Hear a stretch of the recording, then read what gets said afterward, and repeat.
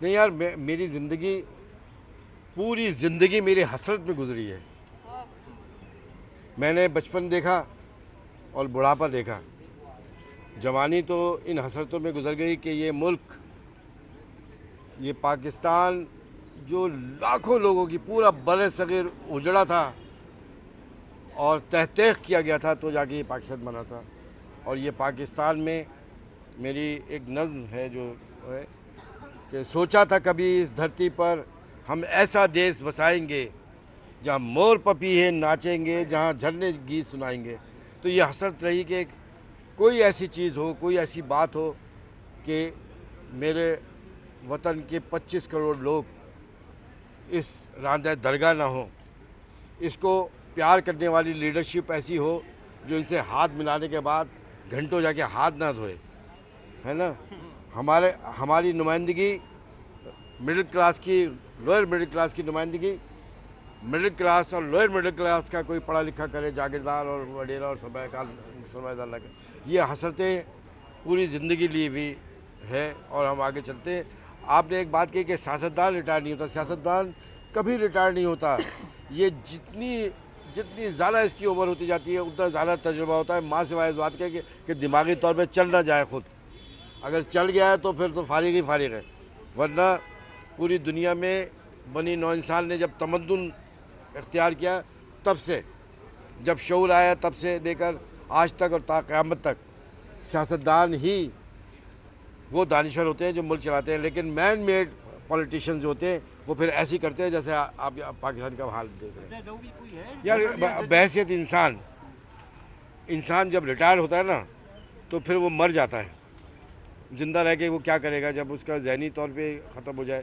تو آپ کو پتہ ہے دماغ سب سے آخر میں جب موت واقع ہوتی ہے انسان کی تو سب سے آخر میں جو اعضا ختم ہوتا ہے وہ دماغ ہوتا ہے. اور وہ دماغ مرتا نہیں ہے بلکہ اپنے آپ کو خود مار لیتا ہے. یہ تو میں تو جنرلی سب کے لیے کہہ رہا ہوں کہ جو بھی ہو، چاہے صحافت کو کیوں نہ ہو. آپ صحافت کے بڑے بڑے مینار نور کو دیکھیں نا، عمر کے ساتھ ساتھ ان کا تجربہ دیکھیے اور ایک نوجوان کا دیکھیے. لیکن یہ نہیں ہے کہ کوئی ایک نوجوان نااہل ہوتا ہے یا نکمہ ہو سکتا ہے.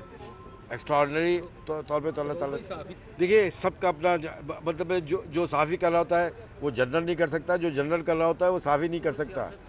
محاذ کے اوپر ایک فائر ہوتا ہے نا تو جانے پھر کوئی اور دیتا ہے. نام شہیدہ کچھ بھی صحیح جو لاش اٹھاؤ وہ اپنی ہے.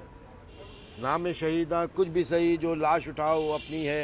اونچے قد، مضبوط بدن اور سب کے رنگ سنہرے. یہ ایک فیشن بن گیا ہے ہمارا کہ ہم کرٹیسائز کرتے ہیں. یہ دیکھو، آپ جب کرائسس میں ہیں، آپ نے عراق کا اشر دیکھا ہے، آپ نے لیبیا کا اشر دیکھا ہے، آپ نے ان تمام ممالک کا اشر دیکھا ہے کہ وہ ایک کے بعد ایک امریکہ اور اس کے اتحادیوں نے بلڈوز کر کے رکھ دیا ہے. ایسے ہی ہوتا ہے کیونکہ وجہ یہ ہے کہ جب من حیث القوم ہم اپنے راہ کو بھٹک دیتے ہیں تو یہ سب کچھ ہی ختم ہو جاتا ہے. یہ بڑی بڑی تہذیبیں، بابل اور نینوا کی تہذیبیں بھی اسی وجہ سے ختم ہوئی. ہم سے جو زندگی، یار اللہ تعالیٰ کا احسان ہے، یہ بڑی ذمہ داری کے ساتھ کہہ رہا ہوں کہ آج تک میں نے کوئی الیکشن ہارے ہی نہیں.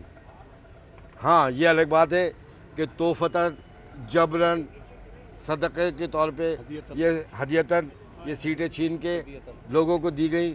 تو میں نے بھی کہا، ہم بھی بڑے دل کے غنی ہیں نا کہ ہم بھی کہتے ہیں یار لے جاؤ اور روتے رہو. ہم سے جو زندگی کے اندھیرے سنور گئے، کچھ دوستوں کے چاند سے چہرے اتر گئے. ہم سے جو زندگی کے اندھیرے سنور گئے، کچھ دوستوں کے چاند سے چہرے اتر گئے. ایک پھول نظر گیسوئے جانا جو کر دیا، ایک پھول نظر گیسوئے جانا جو کر دیا، جتنے بھی خار سے میرے دامن میں بھر گئے. اس کو زیادہ پسند آ گیا شعر. یہ سنا دینا یار جس کو سنانا ہے. یہ بتائیں آپ سمجھ نہیں. ہاں یار دیکھو، اب یہ قدرتی طور پہ اس کو اتفاقات آپ کہتے ہیں نا، میں تو کہتا ہوں یہ اتفاقات زندگی میں ہوتے ہیں. اللہ کے پاس جو ہے وہ اتفاق نہیں ہوتا، اس کے پاس امر ہوتا ہے. بیٹا یہ سوال تو اتنا پرانا اور اتنا گھسا پٹا ہو گیا ہے اور اتنی دفعہ ریپیٹ کرتے ہوئے جو سوال کر رہے ہیں نا، آپ کی نہیں کر رہا ہوں میں، جو سوال کر رہے ہیں پہلے تو وہ یہ دیکھیں، زمانہ میرے حال پر رو رہا ہے آج کیوں. یہ ان کے لیے نظر کر رہا ہوں پیرزادہ قاسم کا. زمانہ میرے حال پر رو رہا ہے آج کیوں، یہی تو کل سنی گئی تھی قہقہوں کے درمیان. 2018 میں 2018 میں سنیں 2018 میں ایسی تو سنی گئی تھی. میری بھی نشست جبرن دی گئی تھی نا. تو یہی تو کل سنی گئی تھی قہقہوں کے درمیان. یار مسئلہ پتہ کیا تھا کہ ہم لڑیں تو لڑیں کس سے لڑیں اور کب تک لڑتے رہیں, یہی کرتا رہوں. آپ کو پتہ ہے کہ 2013 میں میری جیتی ہوئی سیٹ ہروائی گئی. میں ٹریبونل میں گیا, واحد ایم کیو ایم کا میں امیدوار تھا. میں نے ٹریبونل میں گیا کہ دھاندلی ہوئی اور میری سیٹ چھینی گئی ہے. وہاں سے میں جیتا. پھر بندے ہائی کورٹ چلے گئے, میں وہاں سے جیتا. پھر سپریم کورٹ سے میں جیت کے آیا, جس کے اوپر بائی الیکشن ہوا محمود آباد میں اور کامران ٹسوری جو تھے وہ کینڈیڈیٹ ہوئے.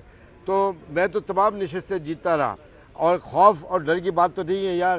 زندگی اگر ہم خوف زدہ قسم کے لوگ ہوتے تو ایم کیو میں نہیں ہوتے. ہم پھر اور دوسری بڑی سیاسی جماعتیں ہوتی اور موج مستی کرتے. ہم نے تو میں نے ابھی بتایا نا کہ میں نے یا تو بچپن دیکھا ہے یا بڑھاپا دیکھا ہے. جوانی کا تو پتہ ہی نہیں چلا. آپ کو تو یہ پتے ہرے ہرے نظر آ رہے ہیں, مجھے تو جوانی میں بھی یہ پیلے نظر آتے تھے. یار ایم کیو ایم مردہ لوگوں کی جماعت نہیں ہے اور اس کے آفیسز قبرستان میں نہیں ہیں بھائی. جیتے جاگتے لوگ ہیں, میڈل کلاس کے لوگ ہیں. ڈیبیٹ ہوتی ہے, کئی گھنٹے ڈیبیٹ ہوتی ہے, مخالفت ہوتی ہے.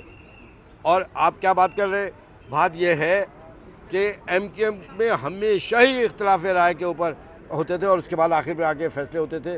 آپ کو بڑے بڑے واقعات تو معلوم بھی ہوں گے ہمیشہ کے. تو نہیں بالکل ہوتی تھی, اس زمانے میں بھی ہوتی تھی. تکبیر پڑھ کے تو یار تکبیر پڑھ کے تو ہم بوڑھے ہوئے نا یار. میں نے کی یار. مسئلہ یہ ہے, اتنی بڑے بڑے سوال آپ نے یہ کر دیا. میں تو ساری زندگی میڈیا پہ آگے جو منہ میں آتا ہے جو سچ ہے وہی میں بولتا ہوں, جھوٹ نہیں بولتا. میں ڈیفینڈ بھی کسی کو نہیں کرتا. میں نہیں کرتا ڈیفینڈ. اگر کوئی غلط ہے تو غلط ہے. اگر کسی نے سوال کیا تو یار اللہ تعالیٰ نے آج تک تو بچایا ہے. ایسا کام ہی نہ کرو نا یار کہ آڈیو اور مسئلہ تو یہ ہے کہ ہم سانپ کو پکڑتے پھر رہے کہ وہ لکیر کیوں ڈالی.